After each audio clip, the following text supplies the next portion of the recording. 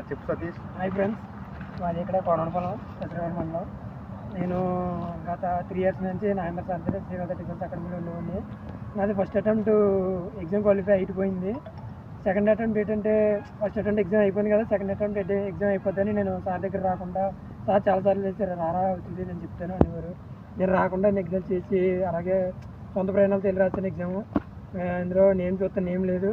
అప్పటికి బాధపడ్డాను. సార్ ఇంకా నేను చెప్పాను రమ్మని చెప్పాను, నువ్వు రాలేదు, కష్టపడితేనే ఫలితం ఉంటుంది, కష్టపడకుండా ఇది మనం ముందుకు వచ్చేది అన్నారు.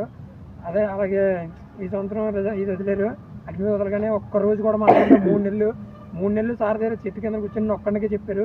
ఆ తర్వాత అలాగ ఒక్కొక్కరు వచ్చారు. 3 నెలలు సార్ ఎలా చెప్పారు, ఒక్కరోజు కూడా మానకుండా క్లాస్కి వెళ్ళాను. సార్ అదే చెప్పారు, అలాగే వెళ్ళి ఎగ్జామ్ రాశాను, ఎగ్జామ్ క్వాలిఫై అయ్యాను. ఆ తర్వాత ఈవెంట్ పెట్టారు.